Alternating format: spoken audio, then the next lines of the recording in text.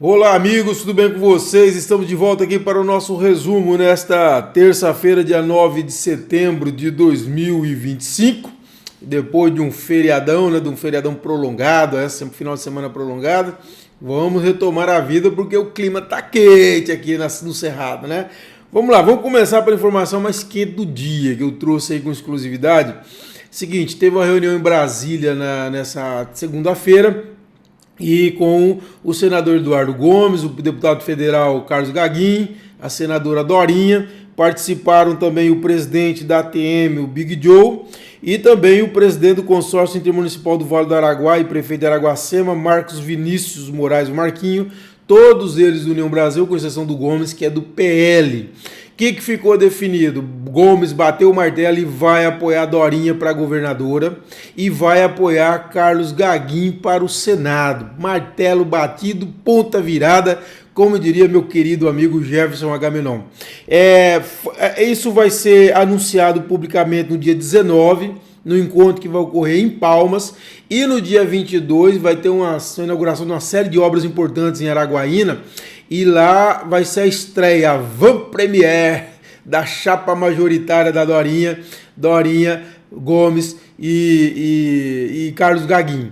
E lá vai ser anunciado, inclusive as fontes me dizem que o candidato, o nome do vice vai sair de lá, de Araguaína, para ter uma representação da região norte do estado, tá bom? Então aí temos colocado. Essa definição do Gomes vem logo, vocês lembram que antes do afastamento do governador Vanderlei Barbosa, eu dizia que o Vanderlei tinha dado prazo para o Gomes se manifestar. Ele sentiu que o Gomes estava com conversa com a Dorinha, conversa com a Amélio, aquela coisa toda, e ele deu prazo para o Gomes se manifestar. Com o afastamento dele, do Vanderlei, fica inviável, não há chance do Gomes participar de uma chapa com a Aurez, é muito difícil. Ali, inclusive, nós estamos já praticamente até numa definição do campo da política nacional, quer dizer, você vai ter uma chapa mais ligada ao palanque do Lula, com o Laurez, e um palanque ligado aí à direita, à extrema-direita, com a Dorinha, então já está mais ou menos definido aí esse perfil. E ali já tem o Irajá que está desfilando em carro aberto no desfile de 7 de setembro, meu amigo Laurez. Como diz o outro, menos. É tudo bem a força do Irajá do governo, a gente sabe a importância, a aliança, o mesmo partido, etc. Mas tome cuidado, não avance muito sinal, meu amigo Laurez Moreira, que o negócio vai ficar ruim para você. Você não pode mostrar que a rédea não está na tua mão, tem que ficar claro que a rédea é tua, né? Enfim, de toda forma, fica aí o aviso, que se conselho valesse alguma coisa, a gente ganhava dinheiro por ele, né? Mas tudo bem, vamos lá. Então é isso, não tem vaga para o Gomes lá, e logicamente não há outra opção. Então o Gomes vai ter que ir com a Dorinha, vai ter, não tem saída, e o confronto está pronto. A Dorinha tem um apoio maciço ainda de grande parte dos prefeitos, sobretudo os prefeitos das principais cidades do estado, né? Do G5, é importantíssimo isso. Colinas, deixou claro agora essa cavalgada domingo, ficou claro. O Casarim deixou claríssimo que a candidata dele é a Dorinha, e o Gagin para senador. Então, assim, esse é o grande desafio do governador Laurez Moreira. É mostrar o seguinte, que aqui veio convencer os prefeitos de que ele é uma alternativa de gestão, enfim, e tal, e trazer os prefeitos. Não vai ser tarefa fácil. Há uma relação muito próxima dos principais prefeitos com a Dorinha. E com sinceridade. Assim, olha, esse excesso de terceirização não dá certo, meu amigo Laurez. Não dá certo. Tome cuidado. Isso é como diz, quem avisa, amigo né? Olha lá, né? Tem que tomar cuidado. Tem muita gente com muita rejeição. E com todo o respeito, que eu tenho o maior respeito, mas há rejeição grande. E é preciso cuidado para não deixar assim transparecer que o comando está em outras mãos, né? Acho que o Laurez tem dois desafios. Um é esse, mostrar quem manda sou eu. Sou eu. Esse é o primeiro desafio. E o segundo desafio é não deixar colar nele uma imagem ruim de governador biônico, como foi o caso do próprio Gaguinho em 2009 e do Sandoval em 2014. Isso é muito ruim diante do eleitorado. Então é bom ter cuidado com esse tipo de situação. Há tempo do Laurez fazer. Primeiro que eu acho que o Laurez é um grande gestor, já falei para vocês. Confio no Laurez, na capacidade de gestão dele, etc. Agora, não é só de capacidade de gestão que se faz um bom candidato.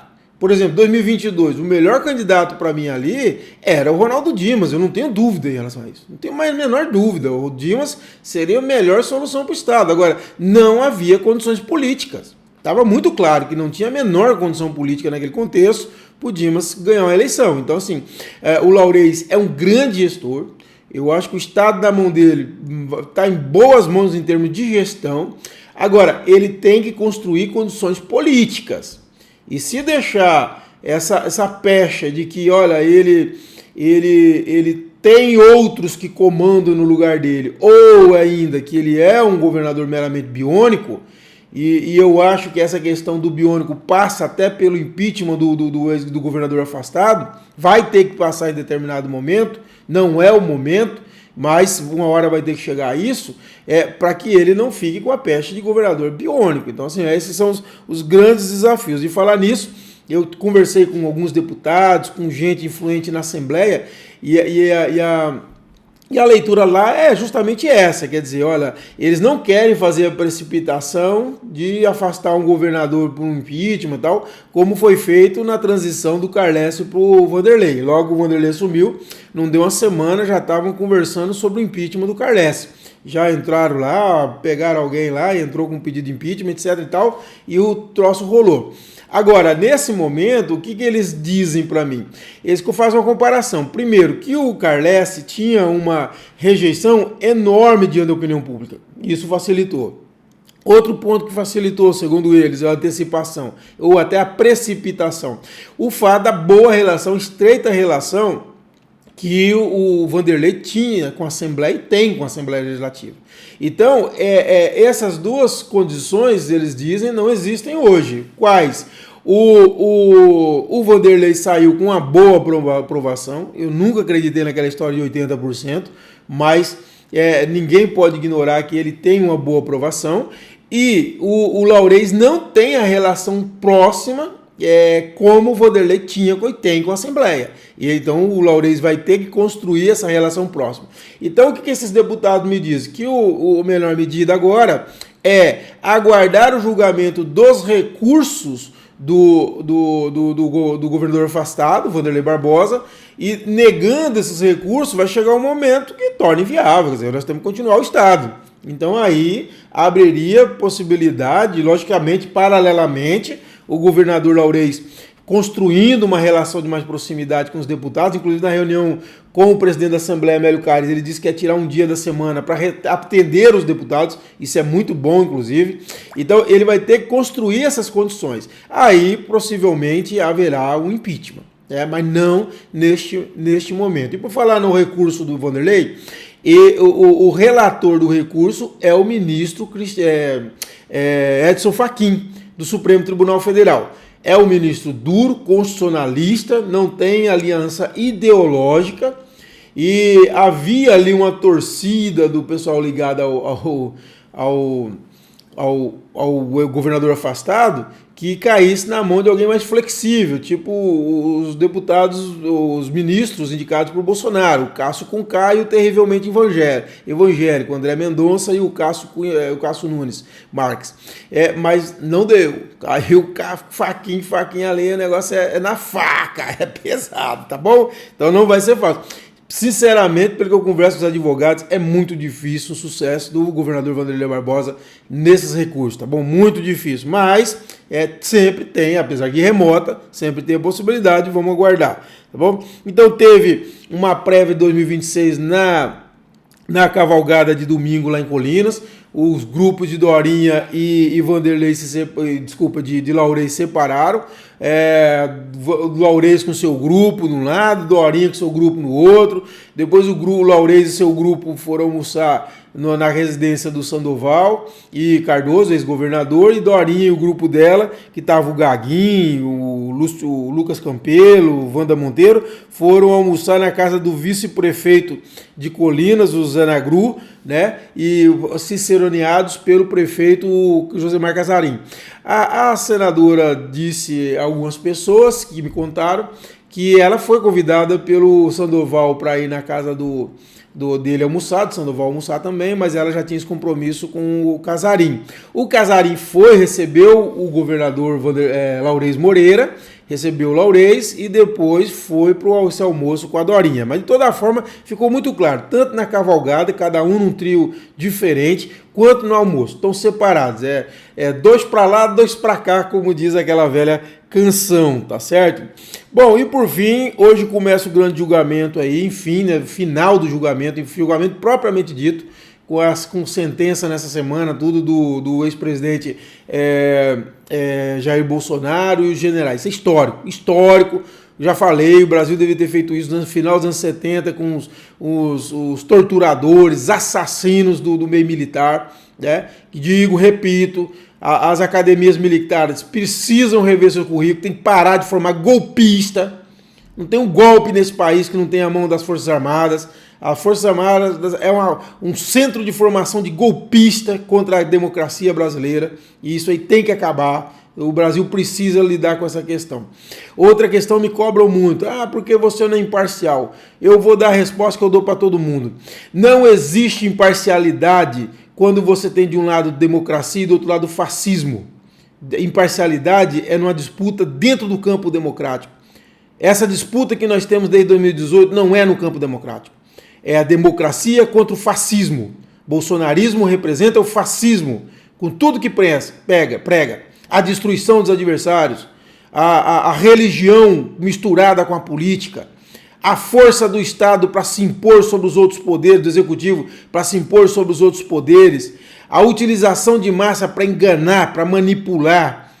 Tudo isso são características do fascismo.